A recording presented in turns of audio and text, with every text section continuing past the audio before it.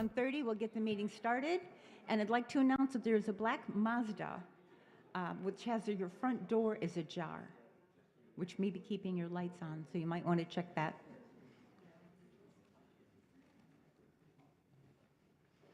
In case you didn't hear me, if anyone has a black Mazda, your door is ajar out in the parking lot. All right, we will call the Space Coast Transportation Planning Organization Governing Board to order. If you would all please stand with me with the pledge. I pledge allegiance to the flag of the United States of America and to the republic for which it stands, one nation, under God, indivisible, with liberty and justice for all.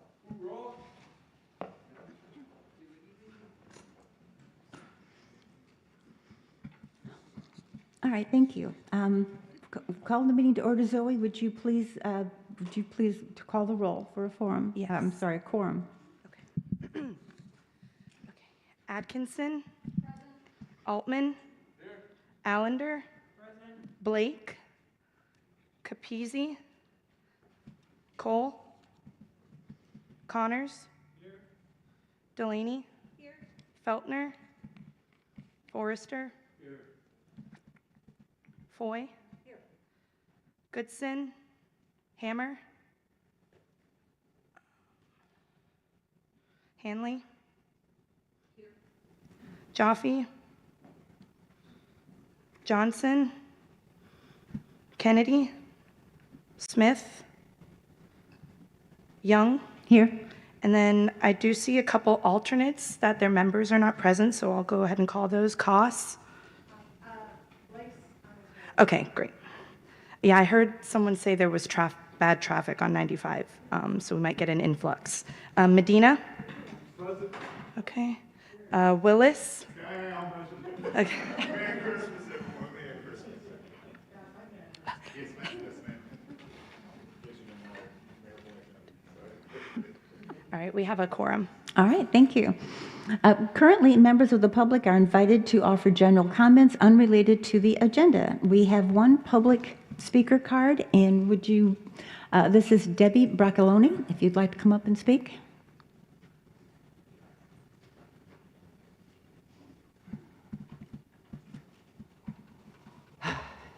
My name is Debbie Braccoloni, and I live down in Palm Bay.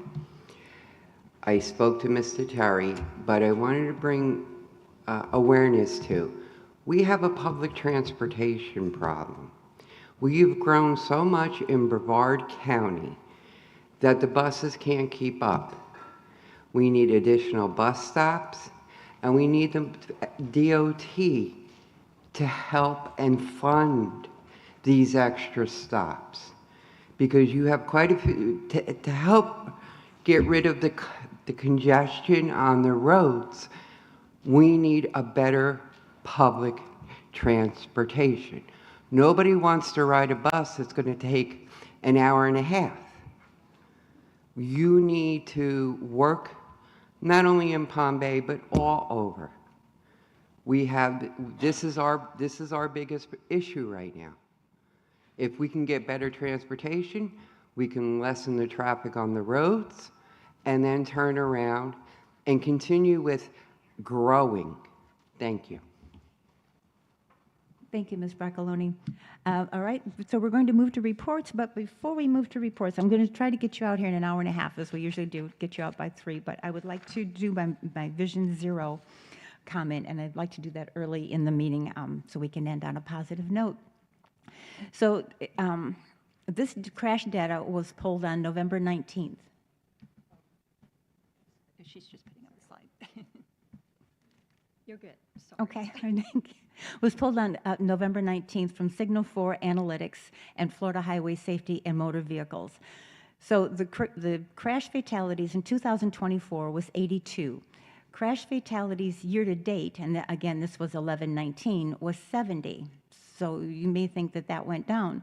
Crash fatalities since that date, our last meeting was October 9th. There were 15 more crash fatalities just since our meeting.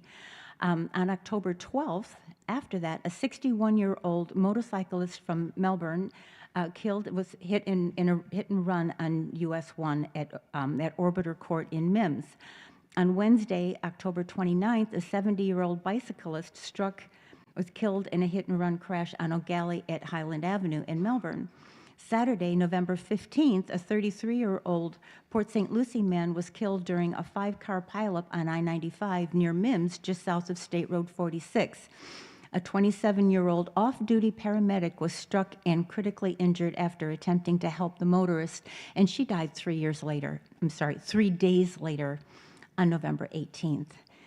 As 2025 comes to a close and we take stock of what has gone on, we want to remember that fatal crashes impact more than just the victim. The lives of those who are close to that person, a whole community is affected. We never want to forget that the people behind those numbers are people just like we are here today. I usually take little bits of things that we talk about here at our meeting back to my council meeting to share things with them. And I'll certainly will be taking this back there. Leah is going to be talking more about our World Day of Remembrance event that we had out at the Government Center. And that was the point of that event, is that it is held each year on the third Sunday of November, and it is to honor those killed and injured on our roadways and to support their families and the community, and to focus on our collective will to take action to make our roads a safe place for everyone. So now, on a much lighter subject, let's move on with our reports. Georgiana. All right. Thank you, Madam Chair. Yes, Commissioner Altman. So what is the final number to today? What is our fatality I don't rate? have that to today, Okay. but that's a good I question. know there was 72, but there were some other incidents you mentioned. I'm just curious. When I ran these numbers, we're just under 90, Okay. but that's not as of Wow, today. That's okay. still old Okay. information. So those numbers equal 90. Wow. It's terrible. Thank you. Okay, thank you. Georgiana. Right. In your agenda package are the draft executive committee meeting minutes of October 9th. You also have several items that are informational. At your seats, you'll find a special printed invitation with a QR code. We are excited to announce that the Space Coast TPO, in partnership with the Florida Department of Transportation, District 5, and Brevard County, will be hosting a groundbreaking ceremony for the new Brevard Regional Transportation Management Center. And that is scheduled for Friday, February 13th from 9 to 10 a.m. This facility is truly a first of its kind in Brevard County. It will advance modern transportation technology, expand real-time traffic management capabilities, and strengthen the coordination among our regional partners. The center will also serve as the future home of the TPO. We will be holding our board meetings and our committee meetings there as well. And it really will create a hub for collaboration, innovation, and multimodal planning. Most importantly, the project directly supports our mission to enhance safety and mobility. This could not have happened with the DOT. It was 50% county funds and 50% state funding through the TRIP program, Transportation Regional Incentive Program. So it was definitely a big partnership that's going to be a game changer. So please use the QR code provided to RSVP and access full event details. We hope that you can join us in celebrating this major step forward for transportation in Brevard County. The project is under construction as we speak, and Ivy Construction is the construction company that is building it. And last but not least, Laura, I think, is going to be passing out a minority appointment form. This is a requirement through Florida statute by the Department of State, and as an independent organization, we have to report on our membership and send that back to the state. So if you don't mind filling that out, and either put it in the box just outside the door, give it to Zoe or one of the other TPO staff members. We would greatly appreciate it. If we have to report on it, we just want to make sure we have accurate information. So, Madam Chair, that concludes my report. All right, thank you. Public engagement report, Leah. Oh, I'm sorry, it's going to be Abby. Oh, and Leah, okay. Good afternoon. Just a few updates for public engagement as we close out this year. So looking at our public engagement program as a whole, in 2026, the TPO will be embarking on another city council tour. We did this a few years ago where we go and actually present to each individual council, talk about the projects in the local area, and then also, just foster stronger relationships with all of our elected officials, some who may not be on the board, and just learning a little bit more about the TPO. In the fall, we also launched a distracted driving education program led by our community engagement coordinator, Leah. And in that program that was delivered to 4 high schools that have for driver's ed, it included hands-on activities and really talked about the dangers of distracted driving and how we can implement safe driving behaviors as young teens. And so Leah has also been collecting pre and post-test data to measure student learning. Looking at our communications from October 1st through November 30th, and just a full disclosure, this is different than what's in your packet because now we have final numbers. This was due a little bit earlier. So of special note, you'll kind of see that Facebook numbers have soared over the last few months, and that's due to some strategic social media boosting for our World Day of Remembrance event and victim story submissions that Leah will be speaking to a little bit more about when she does our event recap. And then just to quickly point out, we had a lot of healthy amount of news media features, and hopefully you saw some of these of special importance. We worked very closely in coordination with Florida Today about a large feature about the dangers of I-95, which got a lot of traction in our local news media circuit. Looking at social media spotlights, of course, this is the time of year when we see a lot of crashes due to impaired driving. So we'll be promoting some of those messaging. And then we also worked with FDOT D5 to create a local campaign to highlight the US 192 pedestrian hybrid beacons that will be going live here soon in the next month. So we are working with our local law enforcement agencies and municipalities to push out that messaging. Here's a snapshot of some of the partners that we've worked with over the last few months, and I'm going to turn it over to Leah to talk about some events.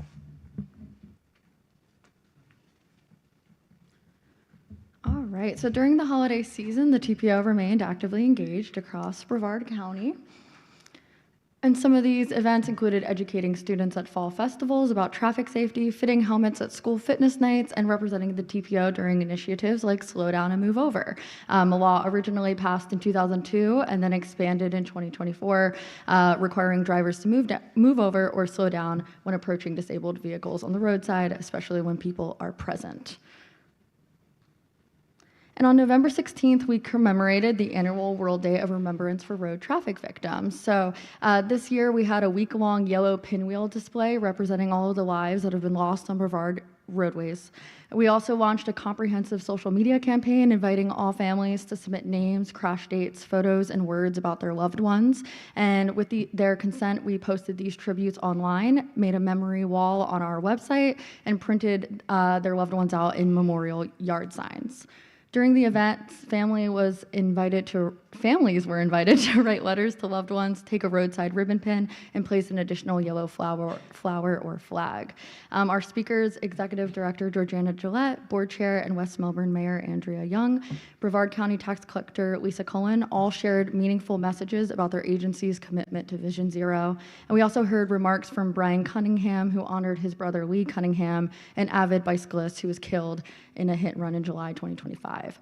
Lee's refurbished bicycle, which he rode on the day of his crash, was displayed as a touching tribute, and the ceremony concluded with a moment of silence and reading the names of every name that was submitted to the TPO. We extend our heartfelt thanks to the Vieira Government Center for generously donating the space near the reflection pond, to our impactful speakers, and to Councilmember Mimi Henley, Councilmember Don Willis, Commissioner Rob Feltner, and Commissioner Katie Delaney for their presence and support on the day. This year, we welcomed more than 50 attendees. Our event received meaningful coverage from Florida Today, Spectrum News 13, and Vieira Voice. And additionally, the National Network for Vision Zero actually reached out and highlighted our event in their national roundup, which was shared with participating agencies around the world. In closing, we just wanted to share a slide of all of the names read and some of the faces that were displayed on our memory wall. Sometimes it's easy in the work of safety to focus on the number 0 or the number of fatalities each day and forget the irreplaceable people that were behind that statistic. Every person here had a family, a story, and a presence that mattered. And what stood out was how some of the submissions included crash dates from decades ago. Just a reminder that the grief that's caused by preventable crashes does not fade with time, and it reinforces why our work is so important and why every life that we save matters. Well, if you are interested in submitting a name or attending next year's event, please follow our social media channels for updates as planning begins. And as always, get home safely and have a great holiday. Thank you. Thank you very much, Leah. That was a very good report. All right, next item is Technical and Citizens Advisory Committee report. Georgiana? All right, the TACCAC met on Monday, and you have a summary of actions at your place. Also in your package, you have the draft TACCAC committee meeting minutes from October 6th, and also the attendance report to date, if you would like to take a look at that. And I want to let you know, the TACCAC received a presentation on the growing challenges associated with increased e-bike use across Brevard County. And so we wanted to just share with you the discussion points. Local governments, as you know, may impose ordinances to regulate e-bikes, including where they operate, minimum age requirements, whether riders should carry a government-issued ID, so that it would be under the purview of the local governments. And so the discussion focused on, these regulatory options as guidance for potential future ordinances. And these were some of the key recommendations: limiting riders under 18 to a Class 1 e-bike to reduce that high-risk behavior, requiring riders to carry a government-issued ID with clarification that it's not a driver's license, but some sort of ID. Recommend e-bikes be walked or disengaged in active school zones, because we all know there has been a problem in the school zones. Members propose setting a 10 to 15 mile per hour speed limit for e-bikes on sidewalks. And the group emphasized the importance of incorporating e-bike education into the driver education programs. As you know, driver education is not mandatory, but if they are, going to attend, if they would incorporate that. So the general consensus of the group was they would certainly support any local ordinances. I know Cocoa Beach already has a local ordinance, but that improved laws for consistency within the state are very important, because Florida does not maintain statewide standards. And much of the responsibility is falling on the local government. So we wanted to share this with you. I know that there are some conversations happening on the local level at councils. Not sure if something's coming up with Brevard County for the unincorporated area, but we can email this to you, and just let you know from a regional standpoint from the group on Monday what we heard in case this comes up in your area. So, Madam Chair, that concludes my report. Thank you. Space Coast Area Transit Report, Terry Jordan. Thank you, Madam Chair. Good afternoon, board members and attendees and guests. Just a quick synopsis of Space Coast Area Transit close out the calendar year and fiscal year 2025. The most recent ridership reflected 159,000 riders, 983, just under 160,000 riders. However, this reflects a 1.49% increase from year to date from last October, which totaled 162,000 riders. However, we closed the fiscal year for 1.8 million riders, which is 3.78% over the previous year, and is 91% of pre-pandemic numbers, which is a goal that we plan to eclipse within the next year. And our routes covered more than 2 million miles providing this service. Our demand response trips, the paratransit service that we operate, trips totaled 91,000, which reflected a 3.79% increase over the prior year. So that service continues to grow, and that totaled just under 662,000 miles covered for paratransit services. These figures place Space Coast Area Transit at 12% above the median for total passenger trips and 41% above the mean for passengers per revenue hour when we compare to ourselves to our peers. An additional area that I'd like to highlight was once again giving our thanks to our partners at FDOT and of course FTA partners allowed us to purchase 10 new 24-foot E450 paratransit vehicles and 2 Freightliners.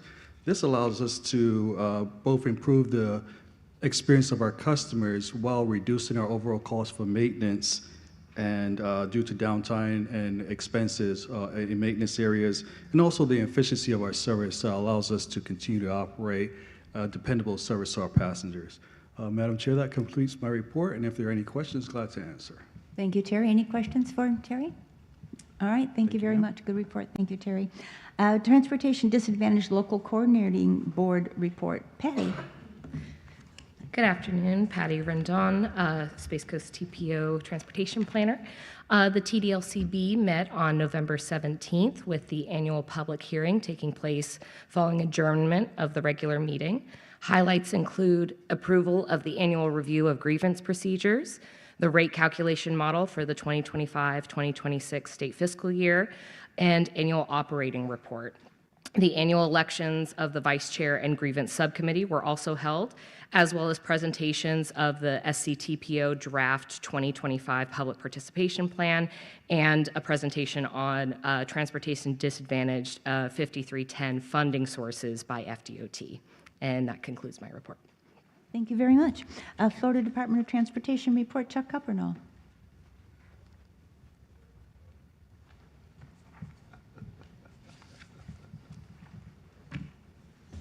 Good afternoon, Madam Chair, members of the board. Chuck Coppernoll with Florida Department of Transportation. Okay, for project updates. The State Road 513 resurfacing was supposed to begin here in December, but it has been moved to March due to material issues. But the resurfacing of 518 on Ugali Boulevard did begin on December 4th of this year. We have completed the clearing and grubbing of Ellis Road, and final acceptance was received on October 31st. Additional information on other projects are in the construction report within your packet if you are in need of any other information on any other projects currently in progress. A couple of events that are coming up in January. I wanted to make sure you are aware that the State Road 501 and 524 projects will be having public meetings in January. The 501 will begin on January 12th from 5:30 to 7 o'clock p.m. at the Travis Park Recreation Center in Cocoa. 524, that will have 2 different meetings. One will be a virtual and one will be in person. The virtual meeting will be held January 20th from 5:30 to 7 p.m. Those planning on participating in that venue have to register at the link below shown. Also, I talked to Zoe and she put this link on their events calendar, so you can go there and you can find the link there for registration as well. And the in-person meeting will be on the 22nd from 5:30 to 7 p.m. at the Holiday Inn Express and Suites in Cocoa.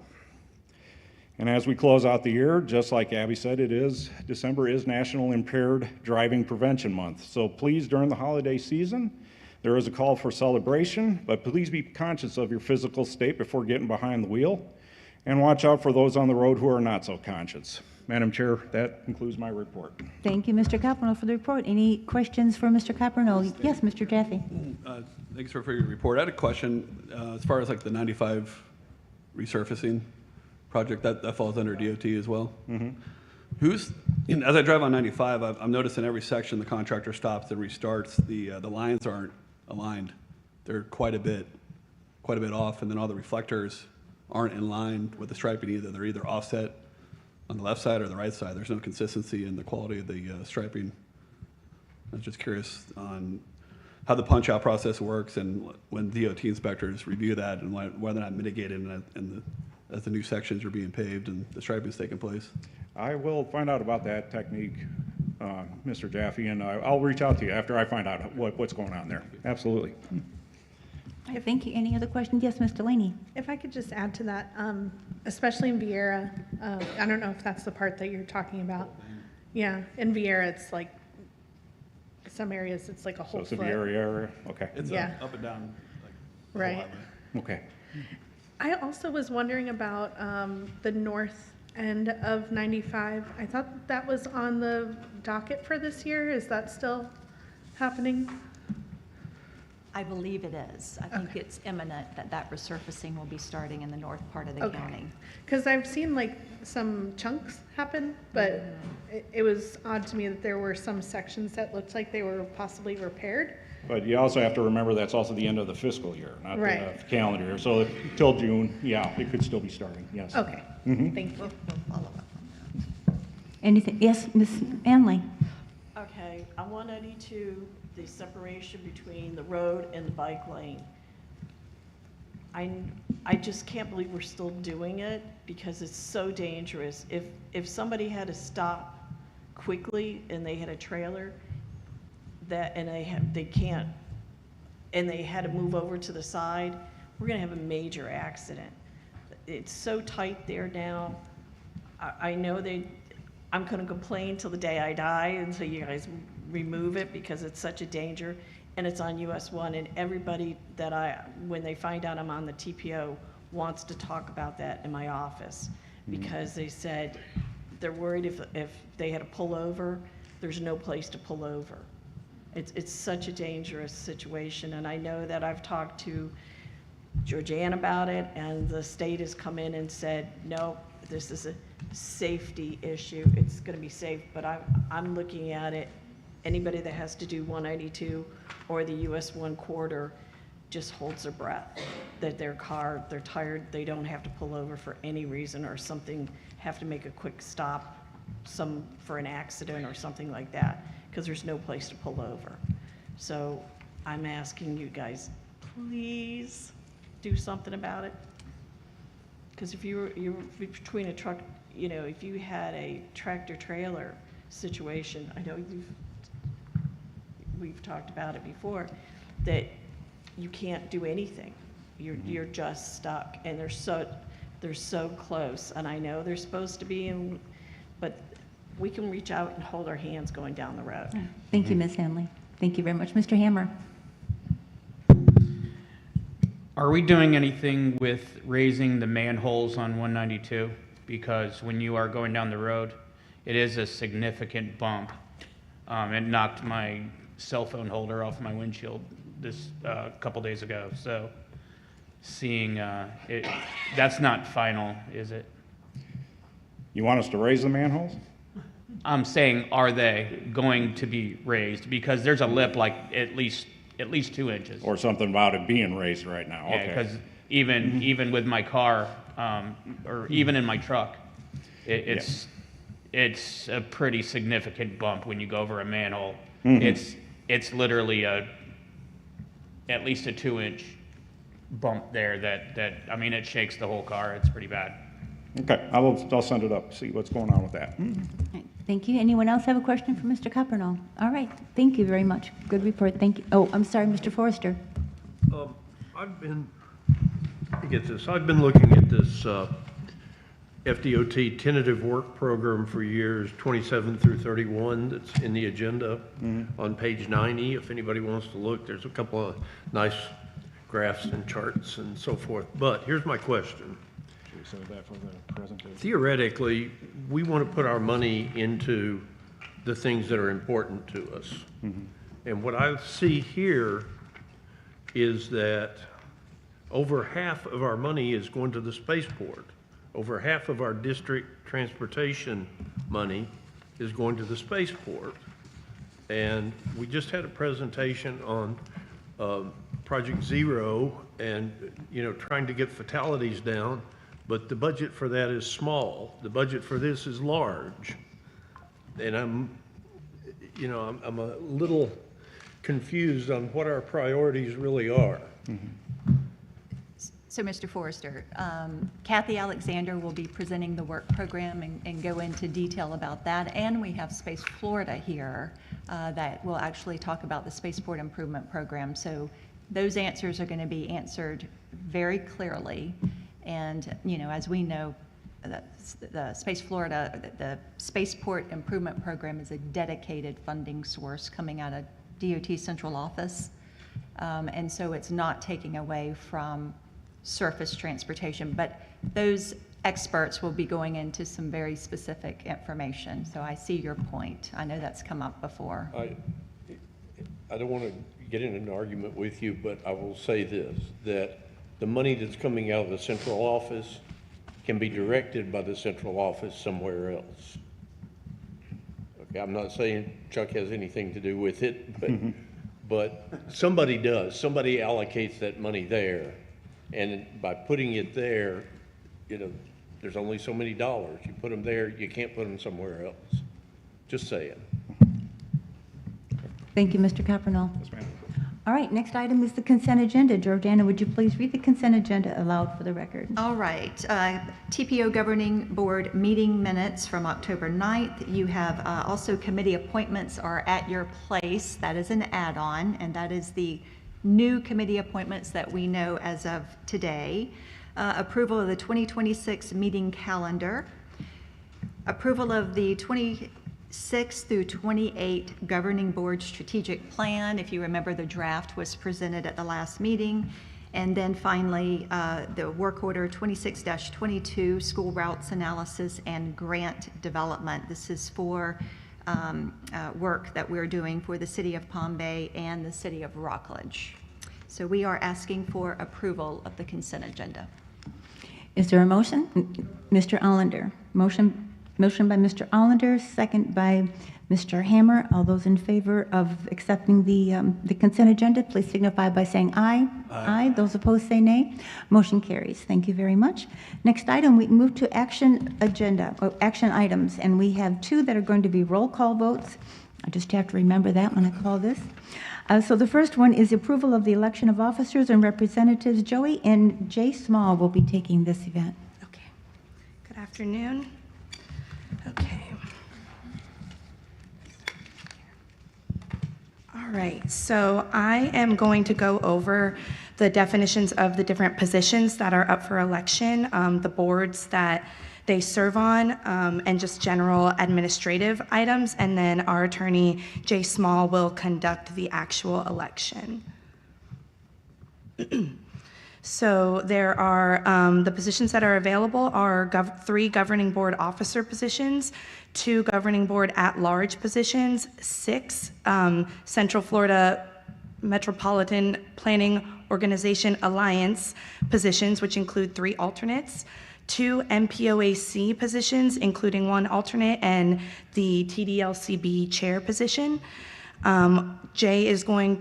Small, is going to open the floor to nominations, 1 position at a time. Nominations do not need to be seconded. You may self-nominate. If you are an alternate and your member is present, you may not vote or make a nomination. Multiple nominations will lead to a vote by show of hands or simple majority. If there's only 1 candidate, they are declared elected by acclamation, and then a motion and a second to approve. And we will call for all the nominations. After we hear none, they will close, and then we will put it to a vote if needed and approved by motion and a second. So in accordance with our policy at the last meeting of every year, we will elect a chair, vice chair, and secretary as the officers. They will serve for a period of 1 year, starting on January 1st each year until December 31st. The chair will call and preside at all meetings of the governing board. They are authorized to execute documents that have been approved or ratify any documents. There is a maximum service of 2 years, and beginning in 2027, the chair must also have served a minimum of 1 year on the executive committee, so in 2026. The vice chair will serve as the chair in their absence, and then the secretary will serve as the chair in the absence of both. The chair and the secretary approve resolutions via their signature. All right. Oh, and these 3 positions are also automatically on the executive committee. And with that, I will bring it to Mr. Small to conduct the election. Mr. Altman. Just for clarification, can you hear me? Okay. I'm looking at the online agenda, and it shows that the chair is going to expire 2026. There's a highlight. and then it shows just 3 positions that are expiring. But it sounds like we're voting on all the positions, even though they're not expiring? We're going to appoint for all positions, but there are some, the ones that are highlighted are the ones that, like, that person cannot retain the seat. Okay. So I it's gotcha. going to be empty. So Yeah. everything's going to be voted on, but those 3 positions must be replaced? Correct. Okay. All right, thank you. Yeah. All right, thank you. Mr. Small. Thank you. Thank you very much for an explanation of the policies and procedures. As the members are aware, Section 339(1.75) spells out statutorily the qualifications and requirements for membership and voting privileges on the agency. In accordance with Section 2.4 of your policies and procedures, the responsibilities of each of the officers is delineated. At this time, what we're going to do is we're going to have separate votes for each position. As we've discussed, there's no need to do a second, just a nomination, and then we'll have a vote on that. So at this point in time, what I'd like to do, and if we've got someone taking notes of this, I'd like to take any nominations for position of the TPO chair. Please say your name. Say your first and last name, please. I nominate Mimi Hanley. Thank you, Mr. Deputy Mayor. Mayor Medina. I nominate Deputy Mayor Jaffe.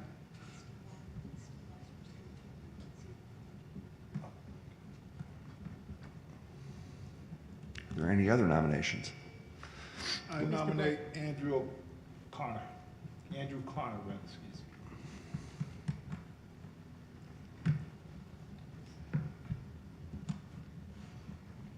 What we'll do is we'll take a vote in the order in which the nominations were presented. Can we have a show of hands for the nomination of Ms. Hanley as the chair for the TPO for the year beginning January 1st of next year and ending December 31st? And just one vote per person, so. I got a question. May Yeah. we close the floor or not? Oh, yeah. So no other nominations? Right. Okay, we're going to close the floor to nominations and move on with, is there another nomination? Can I ask a question? Yes. Or I'm an alternate. Yes, I forgot to call your name during the attendance. I apologize. Can I vote? Yes, today you Okay. can vote, yes. Okay. But an alternate cannot be considered for the chair, is that correct? Correct. Yes, she's just here to represent their seat to vote. Okay. Are there any other nominations besides Hanley, Jaffe, and Connors? Okay, I'm going to close the nominations and we'll do a show of hands for Councilmember Hanley. Raise them high. I'm counting 3. Okay. Oh, should we just move on? Let's go on to Mayor Jaffe. Yeah, Councilmember Jaffe. Okay. 1, 2, 3, 4, 5, 6. Anyone else? Okay. Okay. Mr. Connors. 1, 2, 3, 4, 5, 6, 7. Okay. I see 7. All right. And everyone voted, and everyone only voted once? Okay. So I have Councilmember Hanley with 3 votes, Councilmember Jaffe with 6 votes, and Mayor Connors with 7 votes. And we will need a motion at some point, motion and a second to approve that. Is that a Motion to approve. motion by Allender and a second by Nelson? Oh, okay. I saw Ms. Nelson first. Did we have a second? Yeah, Ms. Nelson. Okay. All right. I have a question, just more of a procedure question. So our bylaws, do they, or the law, is it by majority vote or by Majority. plurality? Majority. And how many members do we have voting? I was just curious, was that a majority? I counted Was that- 16. 1, 2, 3. We have 9 and 7, 16. Okay. Everybody, except for Mr. Willis and Ms. Koss, raise your hand. So I can just count how many we have voting. 1, 2, 3, 4, 5, 6, 7, 8, 9, 10, 11, 12, 13, 14, 15, 16. So 16 total voting members, and we had 16 votes. And so a majority would be? 8. So no one has gotten a majority, so Okay. we're going to need to have another round of nominations. Okay. Another round of nominations or no nomination votes? Just at Or the top votes. So just for, would that just be for? Or another procedure, Yeah. would we have a runoff from the top 2 vote Your, getters? your policies and procedures don't really provide for that. They just provide for a majority vote, and that's what the statute provides for, so So whoever wins has to have 9 votes. that's correct. Okay. So, Mr. Forrester. You had your hand up. Oh, I'm sorry. I thought you did, sir. So we'll go through the votes again. Okay. Okay. So we'll do a show of hands for Councilmember Hanley. Or is it just the top 2 or all 3? Yeah. Okay, top 2. Okay, I apologize. So Councilmember Jaffe, show of hands. Raise them high, please. 5, 6, 7. Okay, I've got 7. And then we'll go ahead and raise your hand for Connors, please. High. 1, 2, 3, 4, 5, 6, 7, 8, 9. 9. So, and then I will ask again for a new motion in a second to, okay. Blake and a second by Foy to approve Mayor Connors as the 2026 chair. All right. Do we need to vote on that?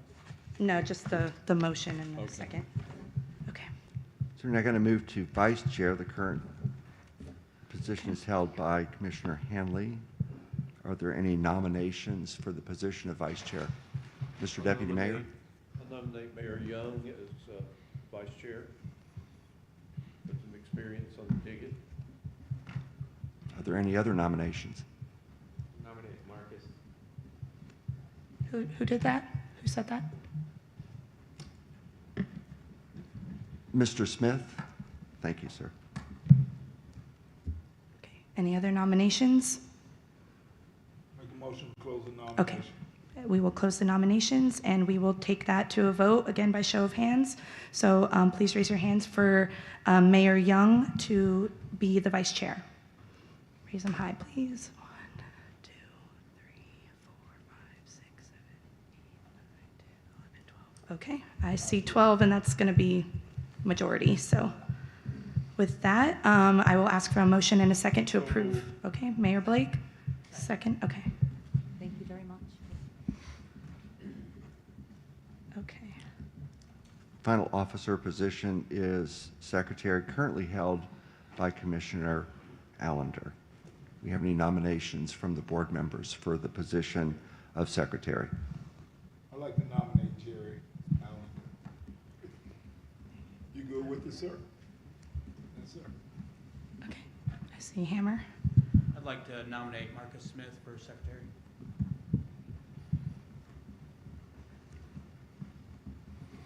Are there any other nominations? We have a motion to close the nominations? So moved. Second? All in favor? Aye. Let's go through the vote then. Vote for for Mr. Allender. All in favor, please indicate by raising your hand. 1, 2, 3, 4, 5, 6, 7, 8, 9. That's 9.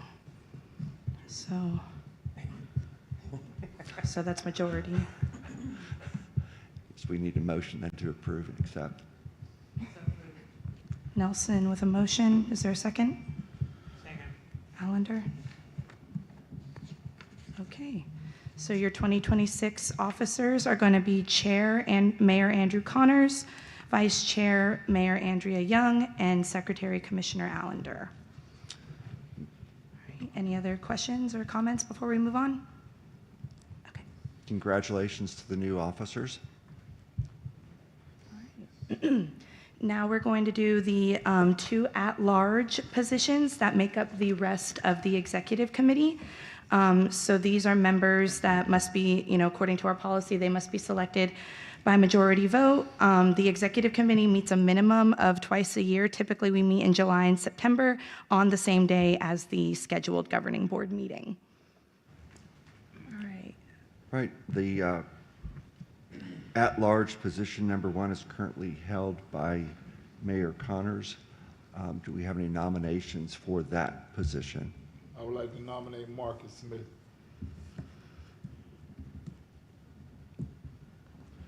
Mr. Allender? Any handling?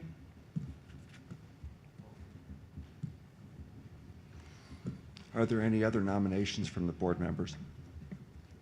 I'd like to nominate, we close the floor rather, excuse me. We have a second? Second. All in favor? All right, the nominations are closed. Can we have a show of hands for the election of Ms. Smith, of Mr. Smith? I apologize, sir.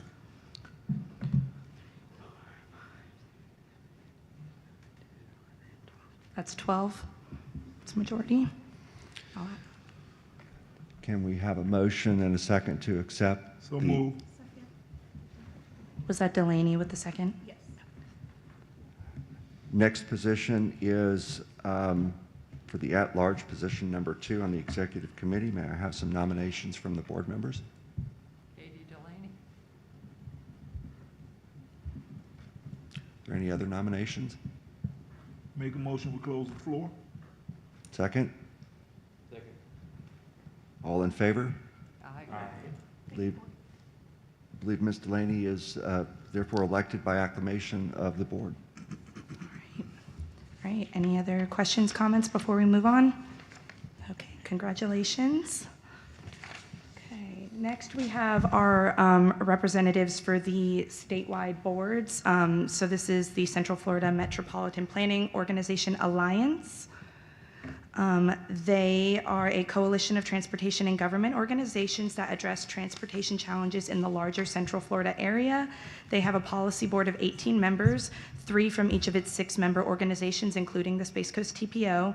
There are typically 3 to 4 meetings a year that take place in Orlando. So this, quite a few representatives here. So we'll go ahead and open the floor to that. The first representative, currently that position is held by Ms. Hanley, the current chair.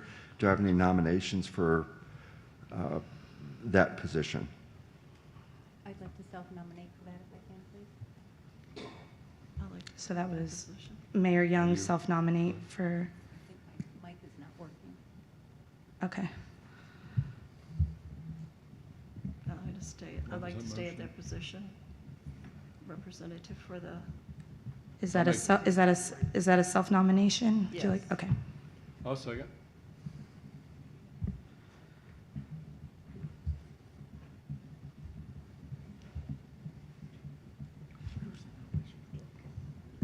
Any other nominations for representative number 1, seat number 1? If there are no other nominations, can I have a motion from the, So move. Second. That's what you did, didn't you? has it been seconded? Yes. All right, thank you. All those in favor of Ms. Young, please. Yeah, Councilmember Hanley self-nominated as well. Or Ms. Hanley, please indicate by raising your hand. So we'll do, We'll do Ms. Young first. yes. So raise your hands for Mayor Young to be seat number 1.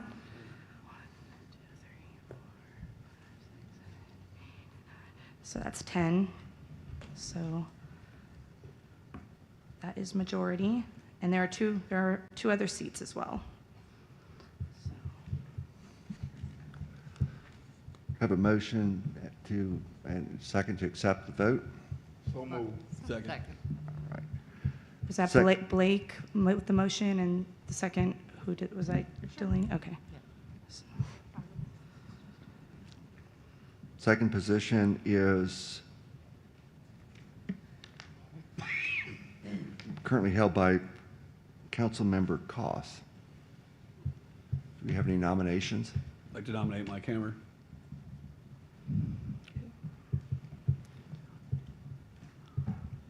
Any second? Any other nominations? I have a question. Are you an alternate or a member? I'm an alternate. Okay. Last year, they said that alternates were eligible for the FBO.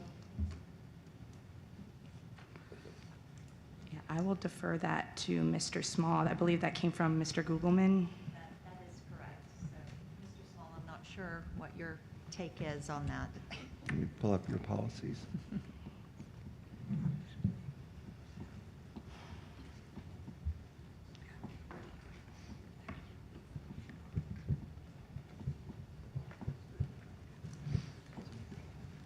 That is correct. Are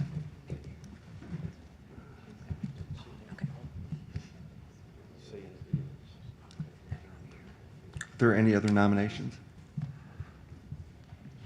Well, can alternates make a nomination? I'd nominate. Well, Ms. Hanley. I don't think today, as far as I'm aware, just because Mayor Blake is here, I don't think you can make a nomination, but someone else can nominate you. Yes.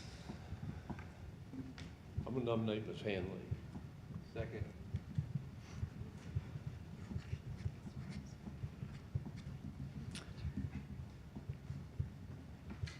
Any other nominations? If not, can I have a motion and second to close the nominations? So moved.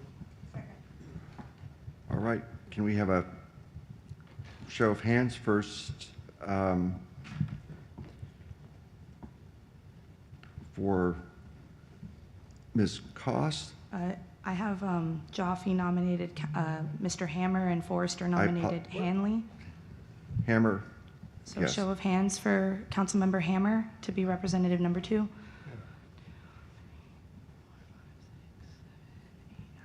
11, so that's 11, majority. We'll get a motion in a second to accept. So, second. It was Delaney and Blake.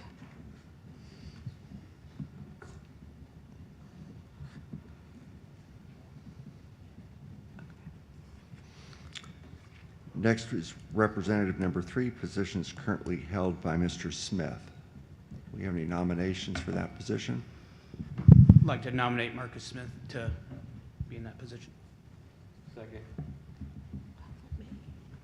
Any other nominations? Me. I've been on that board doing everything and I'm getting kicked off.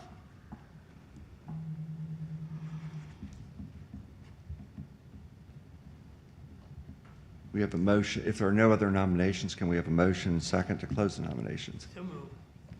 She self-nominated. Yeah. I have her down, sir. Second for closing the floor. Can we have a roll call vote? Let's start off with, first with Mr. Smith. Show of hands.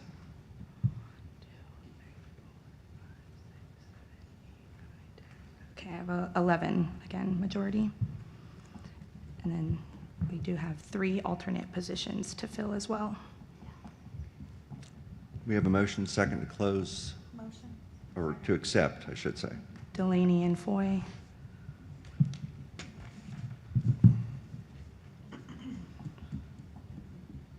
Alternate position number 1. I'd like to nominate Mimi Hanley.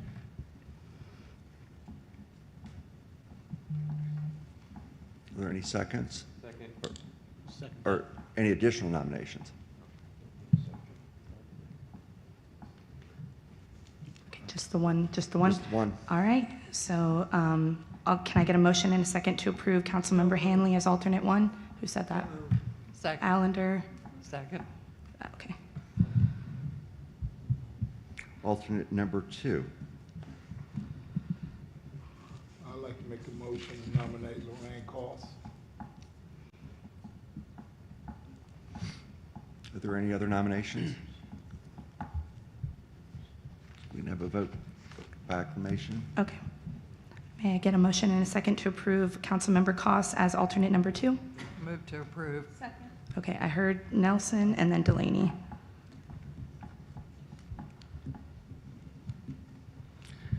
And the third position, or third alternate, is vacant. We have a nomination from the board members. Nominate Don Willis. He can. He can, unfortunately. Mayor Connors? I'd like to make a nomination, Rob Simplified Medina. Right. Por favor. I'll Mr. Mayor, you had your hands up too, or a Yeah, hand I up. was just gonna say, if the position was vacant last year and nobody wanted to fill it in as chair, I felt like it'd be important for me to, kind of play that pitch hitter role. But if Mayor Medina is willing to serve, then I won't self-nominate. You good? I'm willing to as well, if that's Let's but put Kate in. you are, I'm fine with not. Can we put Don in? No, but he can't be on. It's a good meeting. Yeah, It's a good meeting. definitely. So do we have any other? I'll let Mr. Mayor. Okay. So I'm hearing Mayor Blake nominated Mayor Medina and Commissioner Delaney nominated Mayor All day. Connors? Yes, Yeah, ma'am. okay. No, I was saying Mayor Medina. Oh, my apologies. There's only one nomination. There's Okay, only one, got so it. it would be by acclamation. Okay. Where's that research? May I have a motion and a second? Blake? Second. Okay, I saw Nelson again. All right. Thank you. We're almost done. All right. Any other questions or comments before we move on? All right. Next is the Metropolitan Planning Organization Advisory Committee, MPOAC. They are a statewide transportation planning and policy organization created by Florida legislature to augment the role of individual MPOs in the transportation planning process. They assist MPOs carrying out the urbanized area transportation planning process by serving as the principal forum for collective policy discussion. There are 4 meetings per year that take place in Orlando. And these are the current seats held. Nominate Mayor Young to retain the position. As representative, as opposed to the alternate, just so the record's clearest. Are there any other nominations? Make a motion to close the floor. Second? on that? Second. We have one nominee, I guess, All right. vote by acclamation. All right. May I have a motion and a second to approve Ms. Young? Move to approve. Nelson, Delaney? Thank you. All right. And then the alternate representative, or the representative alternate, any nominations from the board on that? I'd like to nominate myself.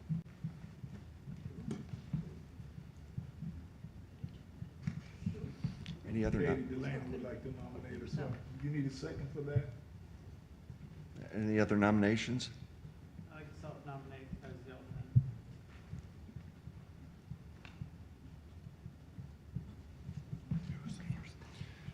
We have a motion and a second to close nominations? So moved. Okay. Let's have a vote. We're starting, I apologize, Delaney. First for Ms. Delaney.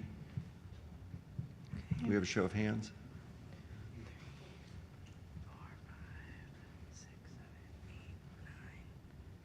10. I see 10. All right. Takes majority. Yep. Motion and a second to approve that. Allender, a second. Second. Nelson?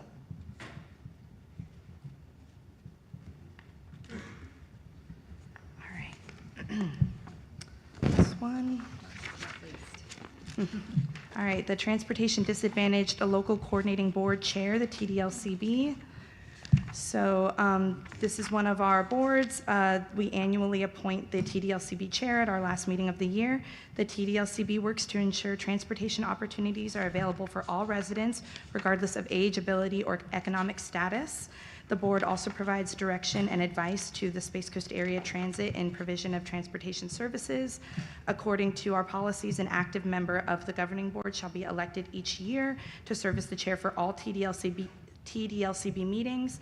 There are 4 meetings per year that take place in the Vieira Government Center. The chair is currently held by Councilmember Hanley. I'll open to nominations. I'd like to nominate Mimi Hanley. I'd like to second that. I'd like to make a motion to close the floor for nominations. All right. All right, so I will get a motion in a second to approve Councilmember Hanley as the TDLCB chair. Allender, and I saw Smith. All right, we did it. Next steps. All right, please check your municipality assigned inbox, the one that your cities give you. This is the one that they give to me to reach out to you with agenda packages, meeting calendar invitations, and all of that. So you'll receive an email with the schedules and locations of the various meetings. So a few of you got appointed to other committees and boards. You'll also hear from the admins of those committees and boards as well. And you'll receive calendar invitations. So just make sure you keep any contact information up to date with me and our office. Are there any other questions, concerns, comments before we? Great job. Thank you, Mayor Blake. Thank you, Zoe. Good job. Thank you. Thank you. You kept this under control. Thank you. Thank you, Mr. Small, for the assistance. Thank you. Amen, sister. All right, next action agenda is item B, and this is ratification of fiscal year 26 to 30 Transportation Improvement Plan. This is a roll call vote, and it's Georgiana. All right, and by the way, congratulations, members. Thank you for your service. All right, this is a ratification of a TIP amendment that we processed in October. We call it an emergency TIP amendment that we could not wait until the next governing board meeting to process it. On page 78 of your package, you will see the project. It is for State Road 528 A1A median guardrail gap installation, where they're putting in guardrail in the median. They are doing that throughout Brevard County. It's a safety project. And $600,000 in fiscal year 2026. So we need to amend this project in our TIP. So we are asking for approval via roll call. Is there a motion? Yes, motion. Second. All right, motion Blake, second Delaney. Roll call, please, Zoe. Okay, and I'm just going to call the voting members. If I miss you, please let me know. Atkinson. Okay. Altman. I'm sorry, I missed that? Yes. Yes. Allender. Yes. Blake. Yes, ma'am. Capizzi. Yes. Connors. Yes. Delaney. Yes. Forrester. Yes. Foy. Yes. Hammer. Yes. Hanley. Yes. Jaffe. Yes. Smith. Yes. Young. Yes. And then we have some alternates. Medina. Nelson. Did I miss anybody? Okay, we have, that passes. All yes. All right, thank you. Motion carries. All right. Next item is item C. Another TIP amendment. This one involves 3 projects the DOT would like to for us to amend in our TIP, and the first one is on page 83. It is the St. John's Heritage Parkway Ellis Road widening project. This involves the utility phase. Now that the clearing and grubbing is done, right-of-way is certified, it is ready to roll into full construction, or it's getting there next year. So we are asking for $2.1 million in current year, and we would like to amend that into the TIP. And then the last 2 projects, it's a total of 3 projects, is on page 85. And these are a result of 2 legislative appropriations that was received. One of them is called the Downtown Core Streetscape for the City of Melbourne. And the other one is West Central Avenue Bridge Replacement for Brevard County. And so we would like to amend both of these projects into the TIP, and we would ask for approval. All right, is there a motion? So moved. Second. Motion Blake, second Allender. Roll call, Zoe, please. Atkinson, I think she's still in the bathroom. Altman, Yes. Allender, Yes. Blake, Yes, ma'am. Capizzi, Yes. Connors, Delaney, Yes. Forrester, Yes. Foy, Yes. Hammer, Yes. Hanley, Yes. Jaffe, Yes. Smith, Yes. Young, Yes. Medina, Nelson. Did I miss anybody? All right, it passes. All right, thank you. Motion passes. All right, and item D is review of the FDOT and Florida Turnpike Enterprise Tentative 5-Year Work Program. Is Kathy Alexander and James Brown for the Turnpike. James Brown. James.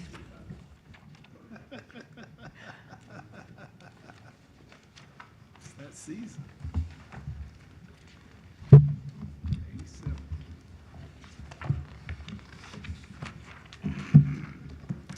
Yes, good afternoon, everyone. Kathy Alexander Corbin with FDOT District 5. It's that time of the year again when we're here to present on the tentative work program, 5-year work program. We're talking about fiscal years 27 through 31 this go around, so I appreciate your time today.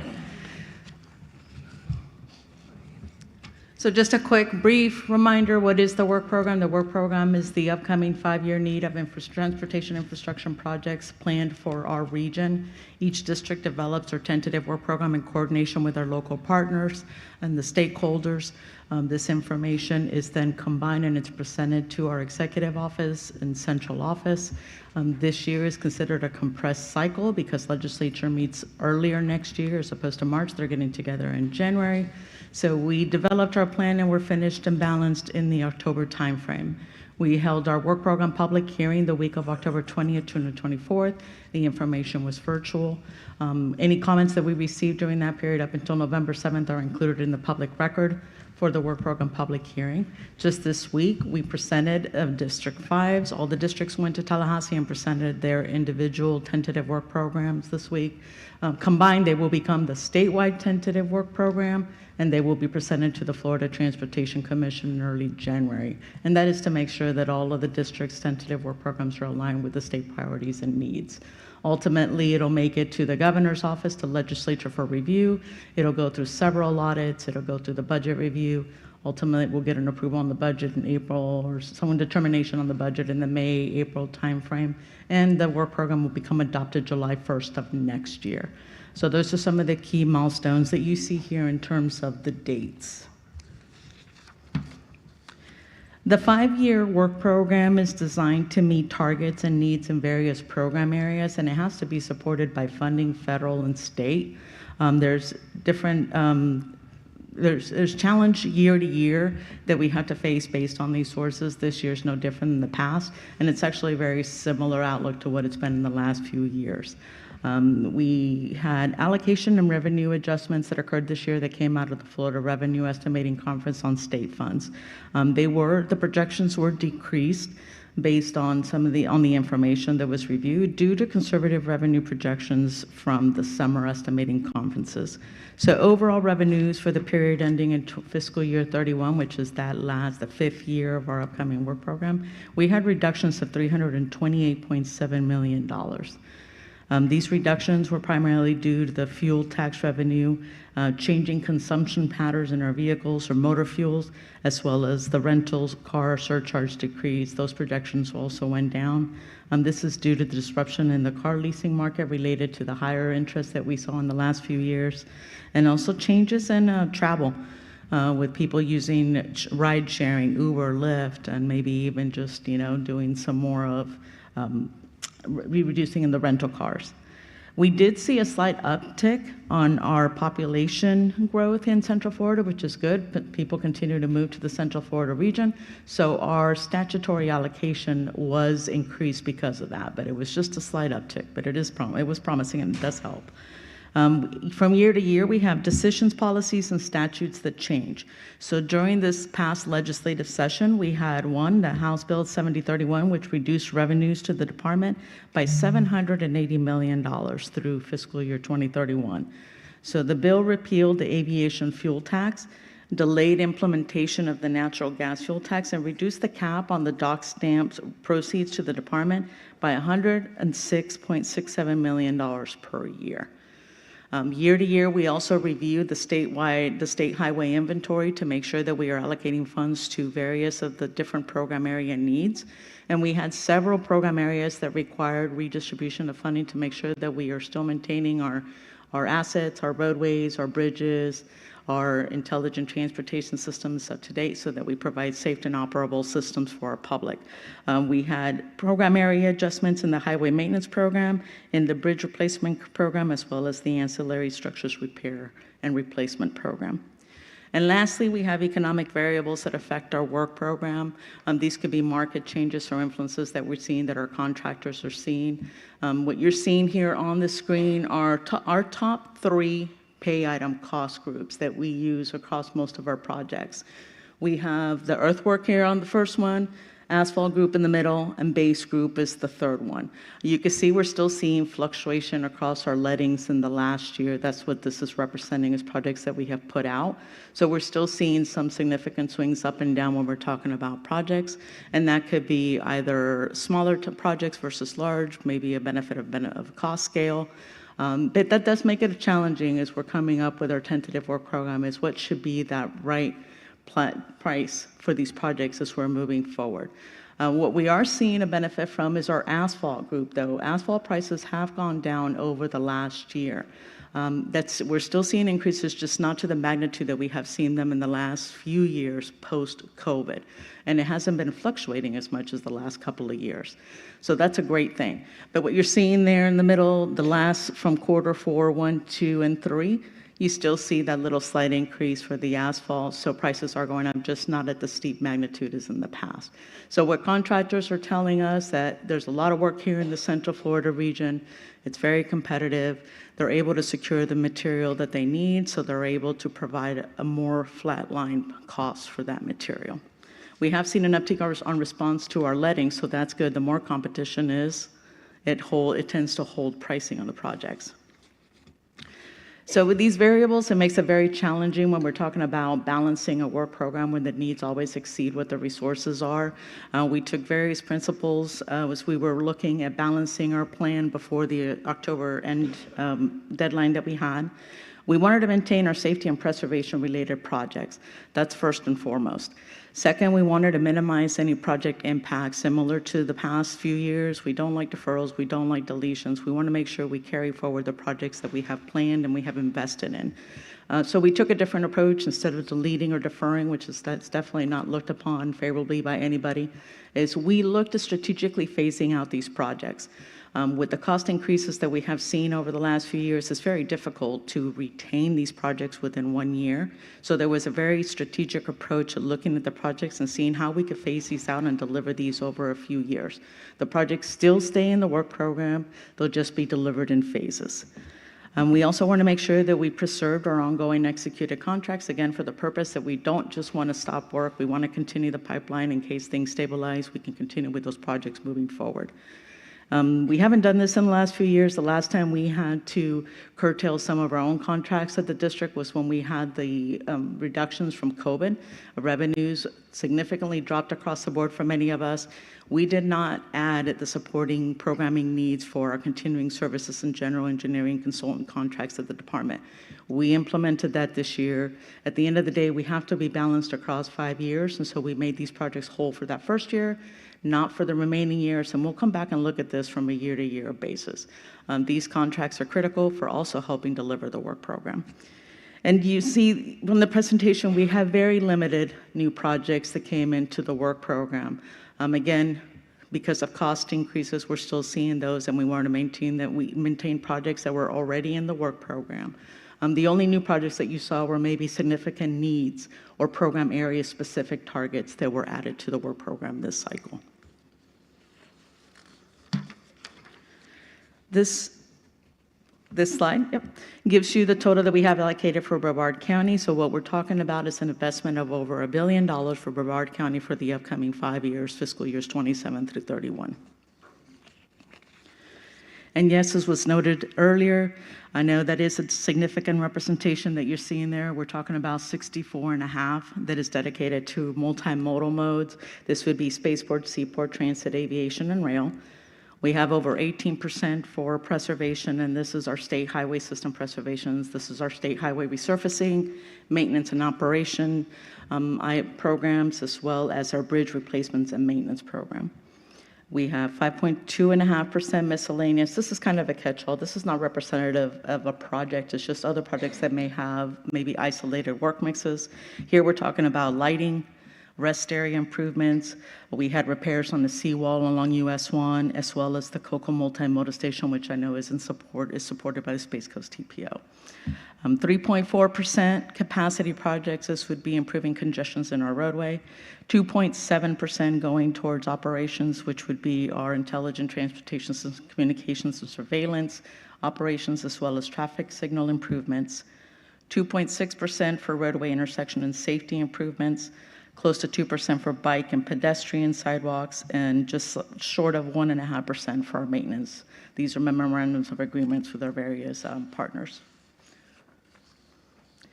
If you look at the breakdown here for multimodal, given that it was such a significant amount, we wanted to make sure that we represented what those numbers are. For spaceport, you see, and that is the largest, it's at over $560 million. Aviation, $60 million. We saw several airports here in the region, and so there was funding for capital grant improvements on these at these facilities. Seaport, $25 million is the investment in the upcoming 5 years. Transit, $47 million. And then we have rail, $4.8 million represented in the upcoming 5 years. So what I'm going to cover today are going to be priority projects. Again, I mentioned we have the online website that has information. There's the county report. I know that's also included in your packet, but there's a GIS map on the website and that you'll be able to review. And if there's any questions on anything specific, you can reach out to me. But I am just going to cover the priority projects and just share on any new projects and phases that were added this cycle, as well as summarize any changes from the previous adopted work program. One of the largest programs that we have in the work program is our resurfacing, our state highway resurfacings. We want to make sure that our roadways are safe and are available for our public or our residents. Each year we go through a pavement conditions assessment. We have a total of 17 projects represented in the work program for close to $175.5 million. But what did get introduced this cycle are these 4 projects that you see here. The first one is along US 1 from State Road 50 to the Railroad Bridge.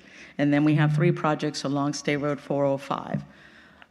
These are 4 projects that were introduced this cycle, and they're new, so they're going to follow our typical pattern of design in the first year, construction 2 years later. So 27 is the first year of the tentative. That'll be designed. Construction will be in 29. On this next slide, what we're seeing here on the left-hand side, we have a bridge repair and rehab project on State Road 401. This is for structures maintenance repairs to update and rehabilitate the electrical and mechanical system on both bridges. And then on the right-hand side, we have a pedestrian safety improvement, and this is where we're adding pedestrian hybrid beacons along State Road A1A.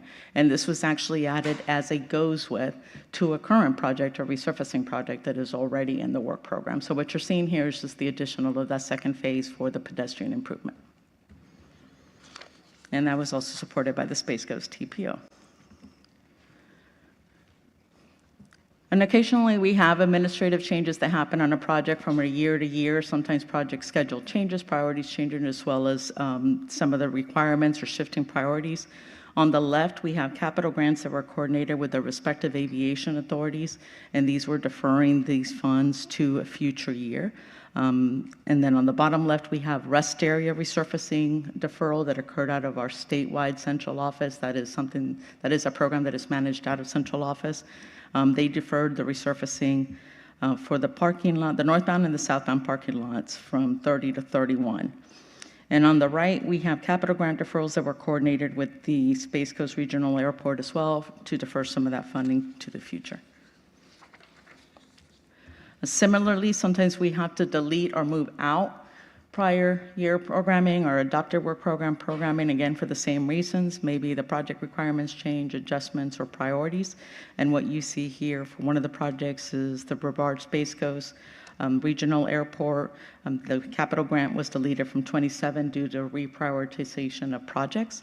And then we had an aviation preservation project capital grant that moved out from 28 to 32, I apologize, not a whole decade.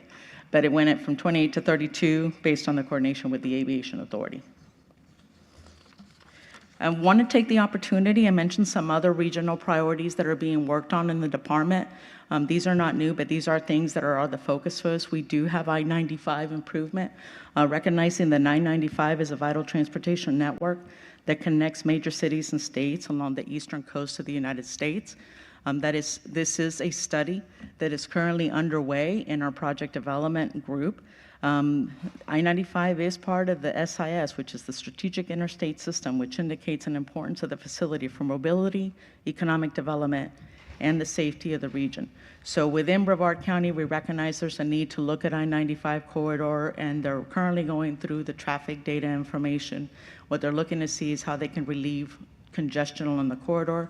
They'll be looking at any new interchanges that may be coming on board, as well as any short-term, long-term improvements. So that study and the results of that will be shared in the future, but just wanted to put this out there to make you aware that I-95 is currently being looked at for improvements within the county.